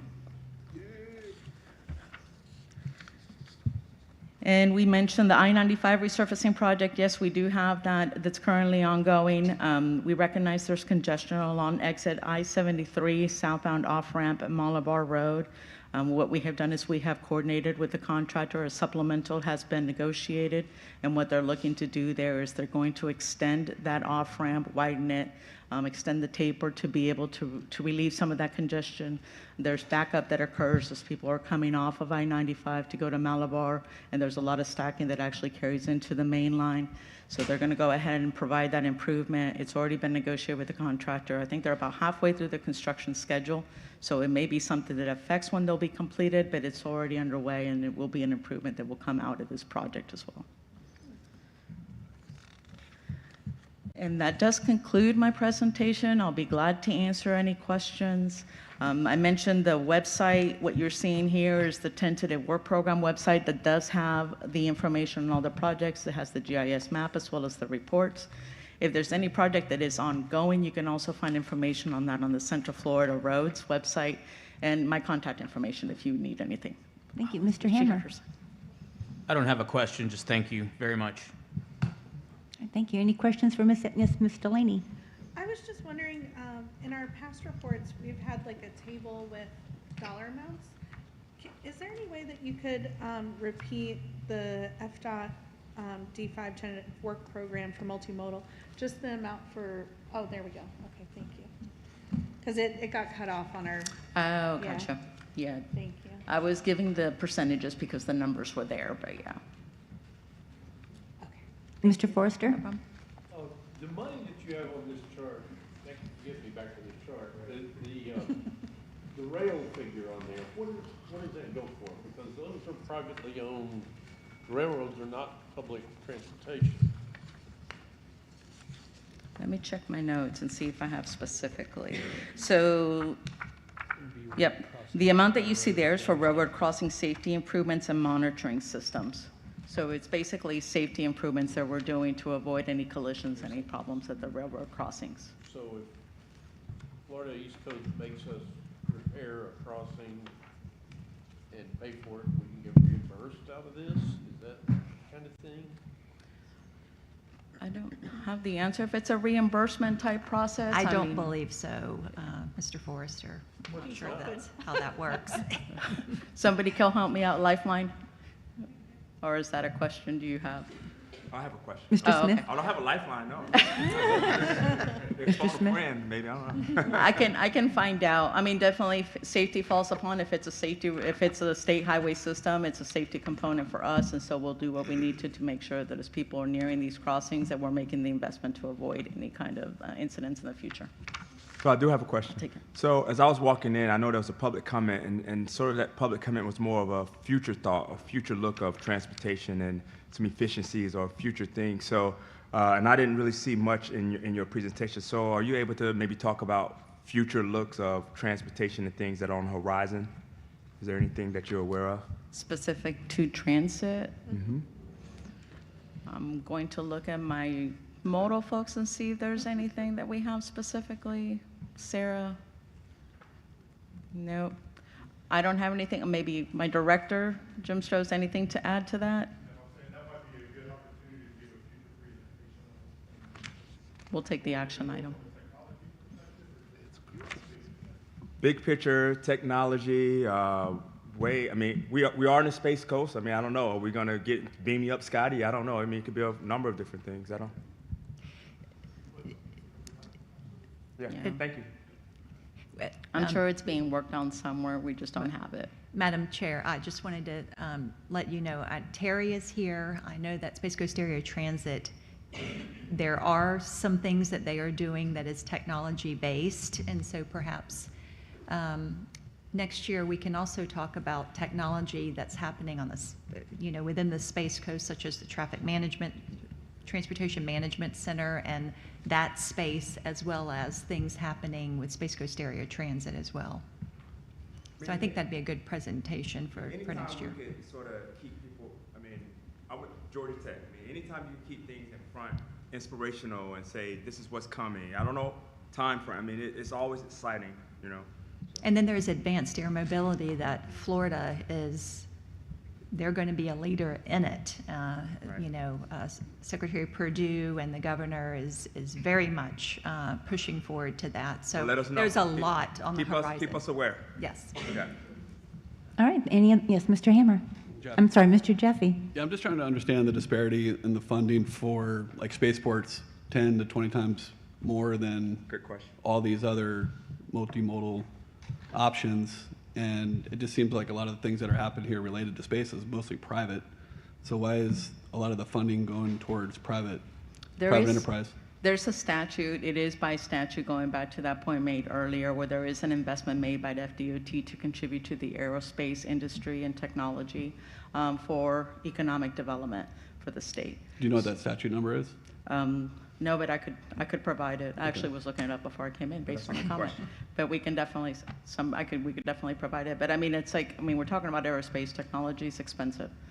So that's right there is going to give you a disparity in what that investment is going to be. This is not representative of all of the investment, because these are also grants. So it's a portion of what is being invested. Space Forward, I know their presentation is really good and has a breakdown of those numbers that will be able to give some more insight on it. But it is by statute that there's, that FDOT will provide some of that support to be able to continue to develop that mode. Cool, thank you. Thank you, Ms. Delaney. Thank you. I have a question kind of building on that. As far as the spaceport dollars go, this is something that's like not just a Brevard County thing, but a statewide thing. So why is D5 tasked with supporting this? Why isn't it getting like complete state funding? It's not. This is actually a central office statewide program. It's just because Brevard County has so many facilities, that's why you see the numbers that are represented in the higher magnitude. So, but there is funding that is allocated to other districts. Again, Space Florida will have some of that information. But yeah, like District 2 in Jacksonville, they also have a site that receives programming or has received programming in the past. It just seems like we may be getting, because when the top guys look at, how the money is dispersed, this is part of our allocation. So when we build the work program, we're not just looking at one district specifically as to like, okay, what's representative of one mode against all the others. We actually have a tool that can look and see what the population is for each of the districts, and then look at each one of the categories separately. If you were to take out spaceport funding, it's probably very comparable to other counties in the region. So it is, when you look at it in this magnitude, I know it is very impressive, but if you break down the numbers and you see, okay, maybe what the investment is being outside of that, then it makes it a little bit more relative to some of the investments across highways, capacity, resurfacing, bridge, and some of the other transportation infrastructure. And Madam Chair, I'm sorry. Oh, I'm sorry. I'm sorry. I guess I'm not really seeing that, because when I'm on the CFX board as well, and so we get regional updates from FDOT, and Brevard County's numbers are much lower than the rest of the region. It changes from year to year. I wish that we could say that it's equal, but as we know, not everything is equal. It's very equitable, and that's what we strive for, is we try to be as equitable as possible.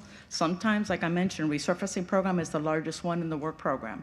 Sometimes one county will have a lot of roadways that come out that need pavement rehabilitation, and they will have maybe 60% of the funding for that program. Right. Well, that just boosted up, the representation of investment for that county versus the other one, because the other one may have been improved the previous I year. guess I'm not really seeing the equitability though, because yes, we're getting the money, and it's not us getting the money, it's the space industry getting the money to update their pads and their roads on their facilities and whatnot, which of course is needed. But what about all of the roads that are leading to the Space Center? We have no money to expand our 528, there are roads up and down the county that are in desperate need to support the space industry and to support the port, and we just don't have the dollars for it. I can say that same topic and those same concerns are discussed within FDOT. Is like, how do we have the supporting network there to support what we're doing at the spaceport? It's on the radar and it's being discussed. It takes a collaborative effort to be able to bring that funding together, and those conversations are being had. So maybe not as soon as we want them, but I don't know if anybody else wants to add anything, but I think maybe after the Space Florida presentation, that could give some more insight, and if there's anything that we can do in the future to come back and relay more information, we could certainly do that. Thank you. That is a perfect segue, Ms. Alexander. I think that's what we should do. We should move up the presentation from Space Florida. Can we move that up? I'll be brief. We definitely want to hear from the Turnpike. I'll be as brief as I.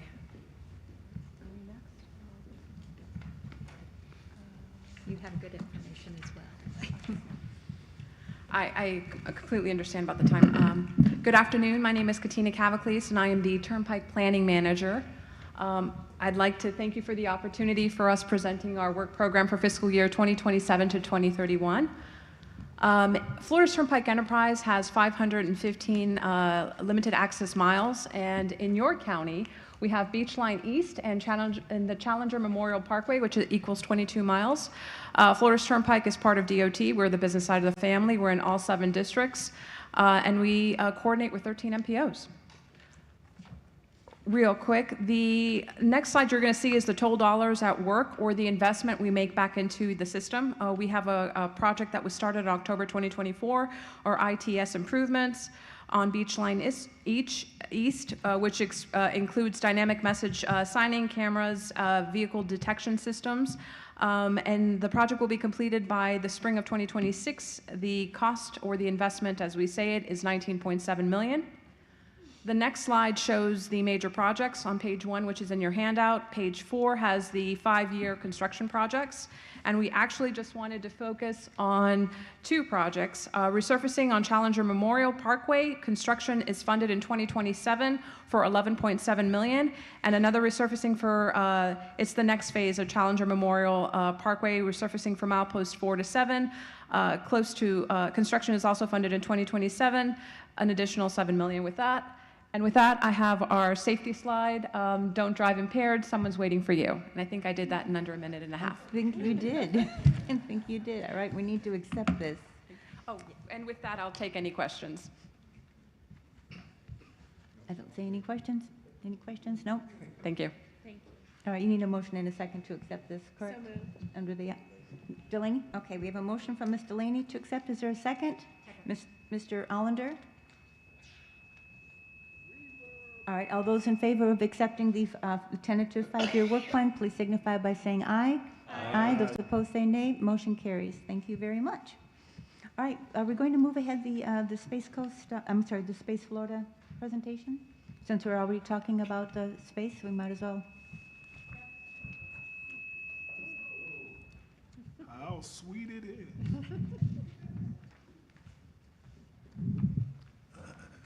Good afternoon. My name is Todd Romberger. I'm a Senior Vice President at Space Florida. It's my pleasure to be presenting to you this afternoon. I'm going to be joined by a colleague of Space Florida's, Jim Strohs from FDOT District 5, who is going to complement some of the remarks I'll make in this presentation. Yes. Move it up. Thank you. So I think most of you are familiar with Space Florida. We are an independent special district of the state of Florida, created in 2006, and our goal and our purpose in statute is to grow and diversify the aerospace industry in Florida. Obviously, the space side of aerospace lives right here in Brevard. We're very fortunate to have the world's leading spaceport. I think today we're going to hit 106 launches in a year. This is the first year where we've surpassed 100 launches. I think we're going to hit, I think it's projected to be 109 before the end of the year, which significantly is more than last year. So the growth has really been tremendous. I'll just say on a personal note, I started at Space Florida in 2010. Space Shuttle was still flying at that time. And so the economic hit that this community took following the retirement of the Space Shuttle was obviously very devastating for the region. And so it's great to see that growth and to see that success. And so now we have, we're working to make sure that growth is done in the right way. There's three things that I want to highlight today to some of the points that have been raised in the budget slides that you saw before, which I'll go into in more detail. First is that the Spaceport Improvement Program funds are obviously programmed in Brevard, but this is a statewide allocation made by FDOT. These are modal funds, which are allocated by the central office of FDOT in Tallahassee. And the third point, which I think is important, is that that value also includes a local match, which in this case, in the case of the Spaceport Improvement Program, that local match is achieved by private investment. So the big a part of that pie that you see there does include private investment. It's in the order of about 40% of that number is private. So we have a statewide role. As I mentioned, I won't go too much into this, but we develop and finance infrastructure statewide in aerospace, broadly speaking. We collaborate with the federal partners here at the spaceport and fill a gap between what the federal government can provide on infrastructure and what the industry requires to be able to operate in a commercial manner at a commercial spaceport. We act as an enabler and a financer and a developer, and we invest similar to how a seaport or airport authorities do on other intermodal hubs. For this next slide, I'm going to invite Jim Strohs to come up and speak to. Thank you. Well, good afternoon, Chair, fellow board members. My name is Jim Strohs. I am the Director of Transportation Development for District 5. And I'm here, I actually want to thank you all again for allowing me to come and present. I'm here with Todd just to kind of emphasize the strong relationship that the Department of Transportation has with Space Florida. And I'm not just saying that because Florida Statute 331.360 is requiring us to be friends. No, it's the statute actually does direct the Department of Transportation to promote development and improvement of aerospace transportation facilities. Many years ago, the state realized the importance of funding and supporting space industry or infrastructure, and this decision has resulted in over 5,000 new jobs in the space industry and right here in Brevard County. So through the Spaceport Improvement Program, which is shown on the slide, FDOT partners with Space Florida to allocate funding towards the improvement of road and bridge capacity at the spaceport property. So the strategic use of these funds has resulted in a 6-to-1 return on investment. And I had the opportunity to listen to Monday's joint CAC, TAC, and Steve Sabo did a great job with the presentation. And he actually clarified that return on investment, that 6-to-1, is a direct return on investment. And so there's actually some other indirect return on investment, which would make that ratio much higher. I'd also like to highlight, and I know that we've talked about this, that the Spaceport Modal funds are allocated from our central office up in Tallahassee and is separate from the road and bridge funds that also go toward capacity and resurfacing projects. And since District 5 has the only spaceport, basically the only game in town, each of those dollars does come here. So something to think about is that if these funds were to be reallocated to a different area, there would be competition with the 67 other counties around the state. So But loan hand presentation back to Todd, and just want to emphasize that we're really excited. The department's really excited to see all the great things that are happening at the spaceport. Jim? Oh, I'm sorry, Mr. Hammer. Yeah. So that $640 million is only 50% of the investment that they're, so you're saying they're spending $1.2 billion on roads at the spaceport? That, I believe, Kathy, does that include the private as well? Well, it says It up does. to 50% match. So if we're doing Okay. 640, they're doing 640, and that's a lot of money to be spending. Like, is $1.2 billion being spent annually at the spaceport? No, on not, I roads? believe that was over the 5-year program. And that number, Mr. Hammer, I'm sorry. Go ahead. And that number includes the private match, So it's only the which, 640. correct, So the the 640 640 includes, the private match. Over the 5 years. And yes, that was over the tentative work program, which is a 5-year period. on many of those projects, Okay. which is very misleading. And, you know, that was one of my questions, I'm sorry, Madam Chair, to ask Jim that, you know, has central office thought about, you know, should they be programming the private match in the work program this early in the process, whereas it makes it look like all of this money, state money, is going to the space program when really you're leveraging the state dollar 50%. It just seems misleading. No, that's a great point. And actually, Kathy and I think we're going to chat, and for next year, we'll have some different graphics too. And- Because it definitely, like Kathy said, the spaceport contribution does skew those percentages quite a bit. So And my other question is, this is all only at the spaceport. This isn't logistics getting things to the spaceport. This is just on the property of the spaceport itself, right? Yes, ma'am. Ms. Delaney? I just wanted to make sure that I was clear about my concern. I'm by no means advocating for less money going to the spaceport.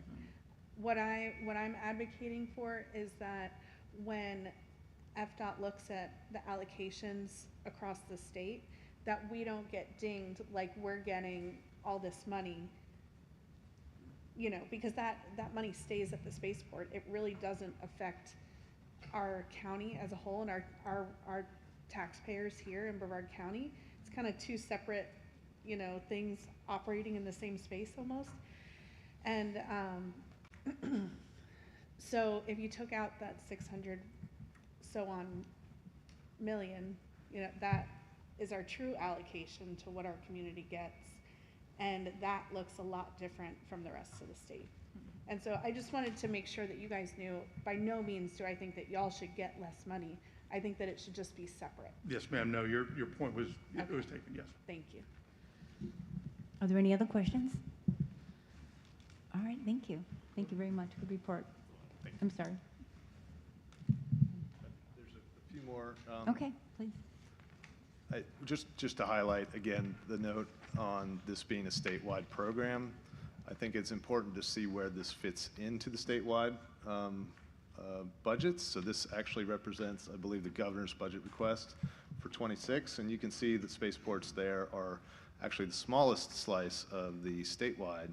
And so the benefit here is that statewide dollar is being spent primarily right here in Brevard County. Jim touched on these, and again, the investment being made under this program is manifested in the activity that we see at the spaceport today. So we can show that the investments being made by the state are producing results and have resulted in not only the 6-to-1 direct impact, but also 5,500 direct jobs that we track as being related to the investments made in this program. Thank you. Thank you. Excellent, thank you. Any other questions? Yes, Mr. Altman?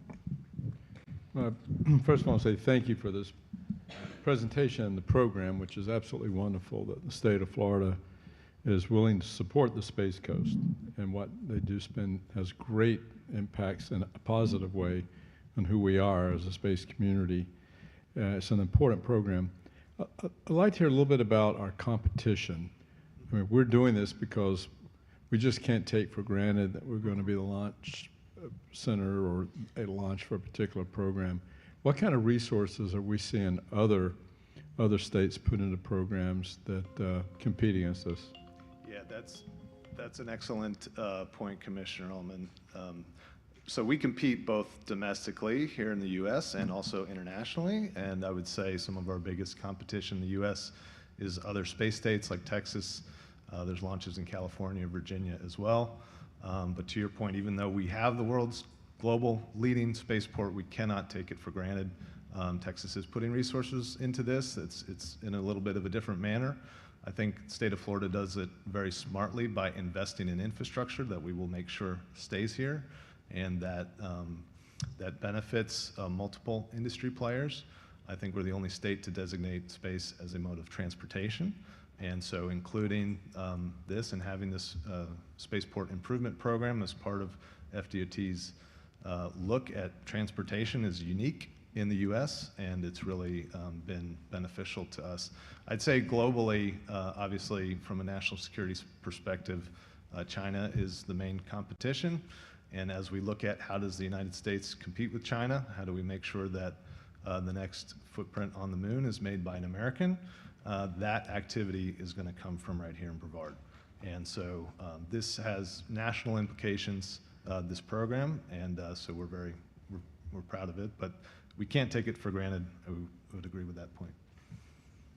Thank you. Any other questions? Yes, Mr. Smith.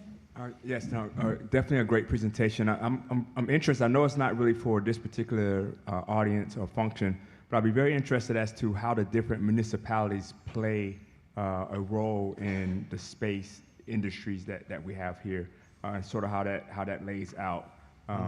So I don't know where we would receive that information. So, you know, as far as like Melbourne and maybe the industries or the citizens and things like that, whether that's where industries play or citizens and things like that. So I don't know, just something that I'm thinking about out loud, and how the role that we play. So. I would just say, Space Florida perspective, we do work closely with the EDCs from both Brevard as well as if there's city municipal activities that work to attract businesses, and often our tools are complementary with theirs. So we're often working closely to bring these deals to fruition with both county and municipals.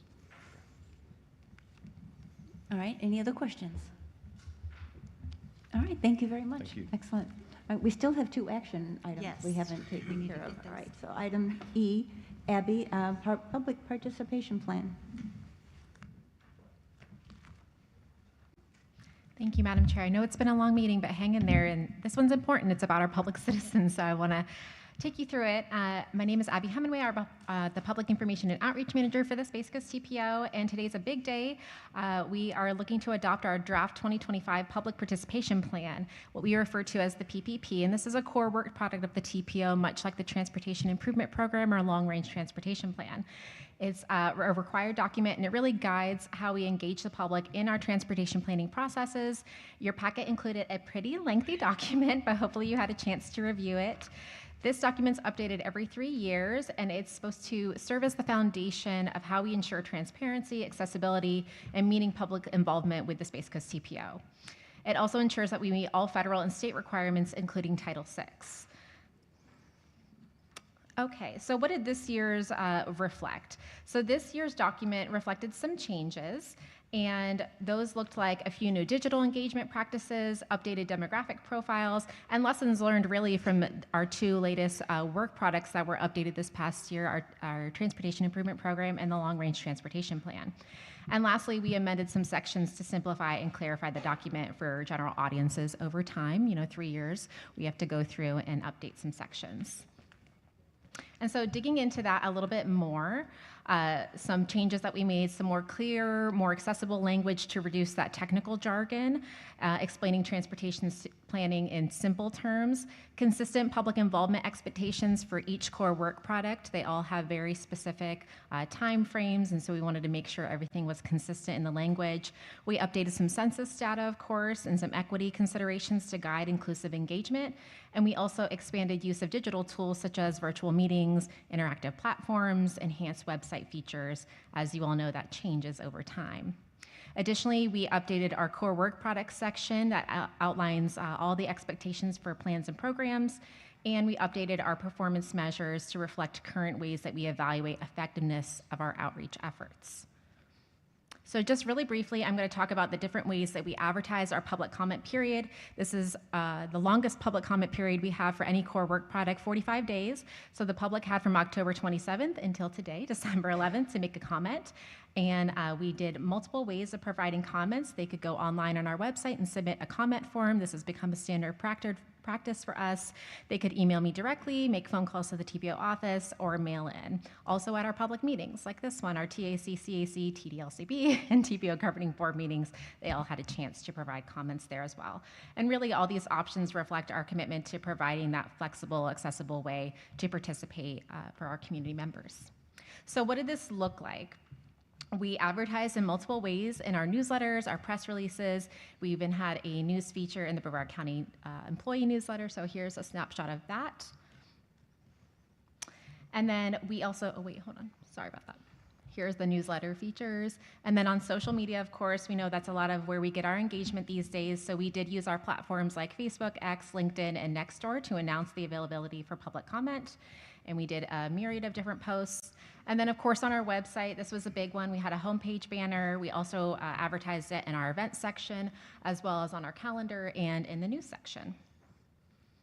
And then here's just a snapshot of the actual individual page for the PPP. And when you went on there, the last thing a citizen wants to do is to click, to click, to click. So we embedded the comment form right on the page where the document lived and where they can make a comment.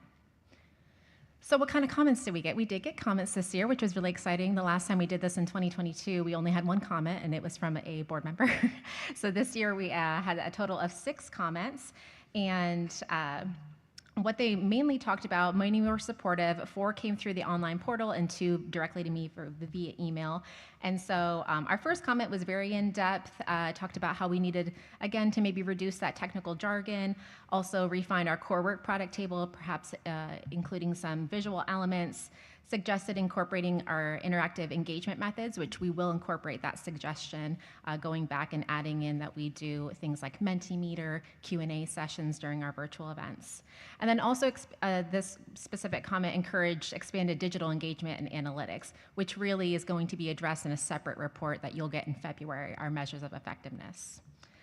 Other comments that we got, we always get comments about roadway conditions. Even though this is about a document, people still want to talk about projects. We forwarded those to the appropriate agency.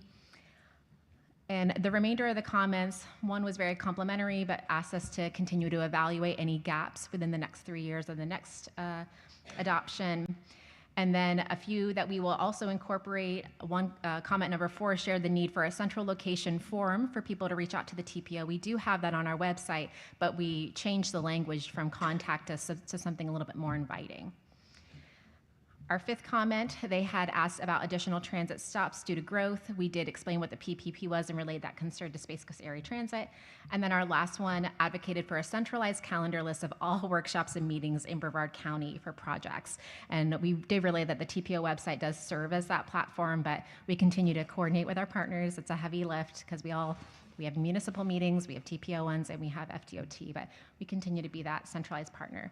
But most importantly, no comments suggested major changes to the PPP's public involvement procedures or timelines or requirements.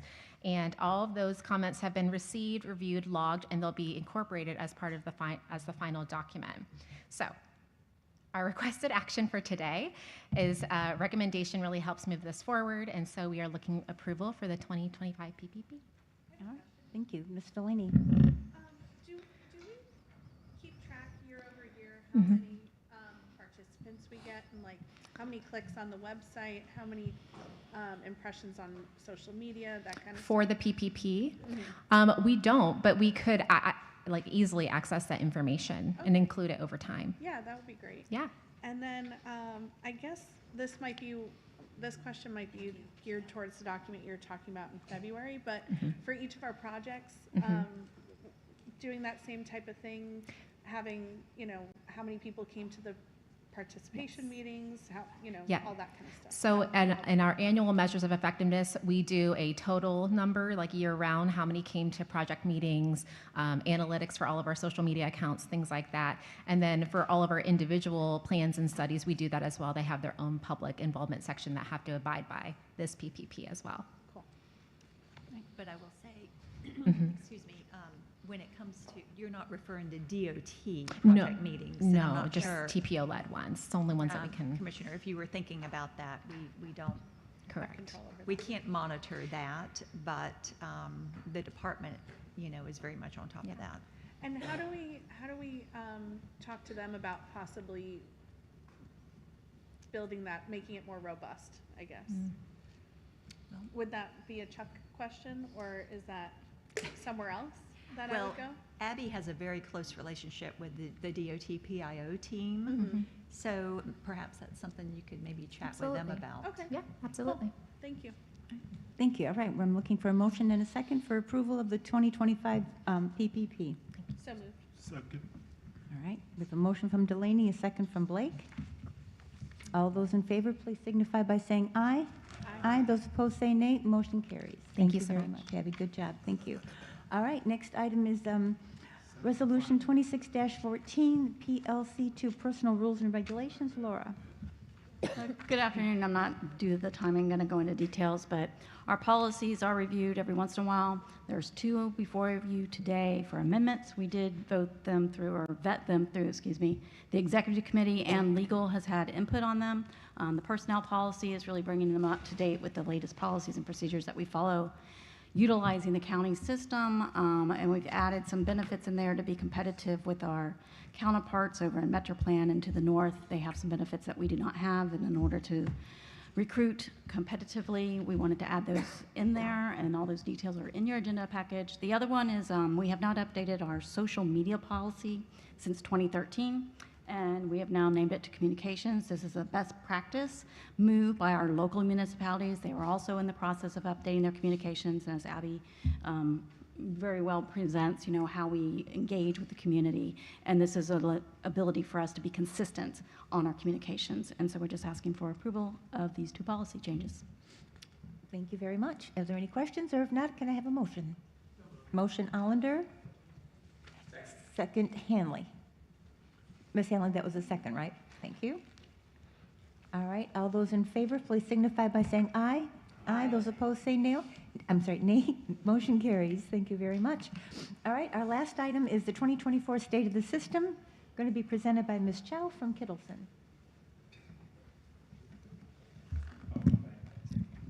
Good afternoon, everyone. My name is Le Zhang, and I'm presenting the 2024 State of the System report. So I'll start with a quick overview, of what the SOS is and why we do this analysis every year, and then we'll walk through some key parts of the report, and I'll also share a brief update on the SOS dashboard before we wrap up. So the SOS is our annual data-driven check-in on how Brevard County's transportation system is performing. And we look at big picture trends such as demographics, tourism, commerce, and activities at the various ports. And on the roadway side, the SOS tracks safety, congestion, and travel time reliability. So the SOS provides technical guidance to the Space Coast TPO regarding the transportation system performance measures, and is also a key component of the required congestion management system. And the SOS also helps identify where federal and state dollars should be spent to enhance the transportation network. Okay, so we start by looking at the broader countywide trends and understanding how the overall growth is in the county, help us see how well the transportation is keeping up and where community needs are evolving. So here on the slide, we're looking at hotel occupancy, transit ridership, and the activities at the various ports.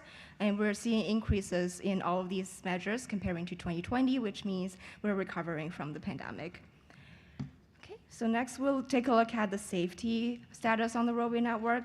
Keeping all roadway users safe is the top priority of the Space Coast TPO, and understanding where crashes occur most frequently and where the most severe crashes occur can help us target improvements that makes the whole system safer. Okay, So as part of the TPO's Vision Zero effort, we regularly update the high injury network, and the HIN helps us identify a small group of corridors and intersections where the most severe crashes occur for vehicles, pedestrians, bicyclists, and motorcyclists. And for the 2024 SOS, we updated this network with the latest 5 years of crash data. And here we're looking at the crash severity and the HIN of vehicle crashes. And we can see that the fatal and serious injury crashes decreased, both comparing to 2020 and 2023. And on the map on the right, we can see the HIN overall on the background and the top segments on the vehicle HIN popping up with the purple. And we see major arterials such as US 1, US 182, State Road A1A popping up on this map, and these results are very consistent with what we found in previous years. And then this slide shows where vehicle crashes of all severities happen most often. And in terms of the crash numbers, we do see a slight uptick comparing to 2020, but we are seeing them go down comparing to 2023. And the map highlights the top 10 segments and intersections with the highest crash frequency. And overall, we see those locations clustered more in the southern part of the county. So in addition to the vehicles, we also look at vulnerable roadway users, including pedestrians, bicyclists, and motorcyclists. And we do see the serious and fatal crashes about the same level as 2020, but the good news is they've dropped by nearly 10% comparing to 2023. And similarly, the map on the right is showing the top segments intersections on the HIN for these modes. And similar to the vehicle HIN, we're seeing multiple locations showing up on State Road A1A and US 1, and also some segments on US 182. Okay, on this slide, we're showing the frequency of the vulnerable roadway user crashes. We can see that segments and intersections in urbanized areas such as Melbourne and Coco are showing up more, but that makes sense since these areas have more vulnerable roadway user activity. Okay, so next we'll take a look at the congestion analysis for the network. And these analyses are based on the TPO's ongoing effort to collect and maintain local traffic count data. So in terms of traffic volumes, we're seeing an increase comparing to both 2020 and 2023. And on the map, we're showing the top 10 segments and the top 5 intersections. We see Malabar Road, Palm Bay Road showing up on the corridor list, and intersections on Babcock Street and Palm Bay Street showing up on the intersection list. And in addition to traffic volumes, we also look at the V over C ratio, which stands for volume to capacity ratio. And if this ratio is over 1, then that means the road carries more cars than it was built for, and that means it's over capacity.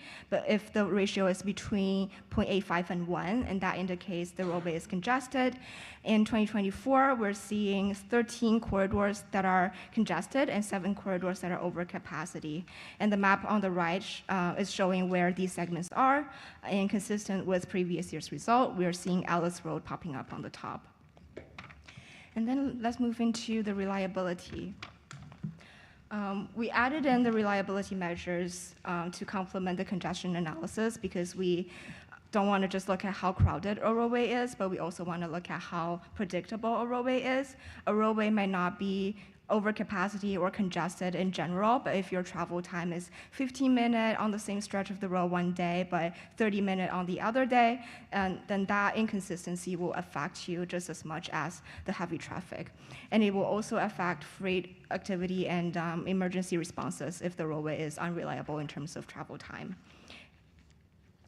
And we measure this unreliability across multiple time periods. And on this slide, we're highlighting the segments and areas that are unreliable across those multiple time periods. We're seeing roadways in Coco, Melbourne, and Palm Bay showing up. And then when we look at different time periods, we see very small variations, but the general trends and areas are similar. And then for the last part of the presentation, we'd like to provide an update on the SOS dashboard. And the dashboard is being updated with the 2024 data and will be completed by the end of the year. And users are able to explore roadway characters, congestions, and safety-related measures interactively. And this is a tool that you can use to see metrics for roadways that you're interested in. The dashboard with 2023 data is still live right now on the TPO's website, so feel free to check it out. Okay, so that's it for the SOS. Thank you very much for listening. And Thank you. Any questions for Ms. Chow, Ms. Delaney? Yes, please. I just had a quick question about west of 95 on Highway 46 on the reliability. I was wondering why that piece wasn't included. Yeah, so so these data, we got these data from the NPM RDS data source, and they are only providing a reliable geolocated file for the national highway system. So if that segment is not on the national highway system, then it's not included here on this map. Yeah, but if there are any segments of concern, we can consider, looking into other data sources to include it. That segment west of 95, there's been a lot of development there, and it's really backed up during like high traffic times. Okay. Before work and after work, that type of thing. Thank you for sharing. Yeah, thanks. Thank you. Any other questions for Ms. Chow? Mr. Smith? Great presentation. I'm wondering, big picture, how is some of this data collected? Just in curiosity. So, for example, one of the big part is the safety, and this safety data comes from a database called Signal 4 Analytics, and they collect data from the police report that was filed at the time of the crash. So, and the data is maintained by the University of Florida and it's been regularly used by different agencies and FDOT. Any other questions for Ms. Chow? No? All right, thank you very much. Great presentation, thank you. All right, well, we didn't quite make the 3 o'clock, but not too far. Are there any other comments from the board for the good of the order? We will adjourn this meeting, and actually, I need a motion to adjourn. Merry Christmas, everyone. Happy Kwanzaa, happy Hanukkah. I'll take that as a second, Delaney. And also, happy holidays. All right. Blessing to all staff members. Our next meeting is February 12th, 2026. See you right here. So move, Mel. Please remember to turn in those forms. Thank you.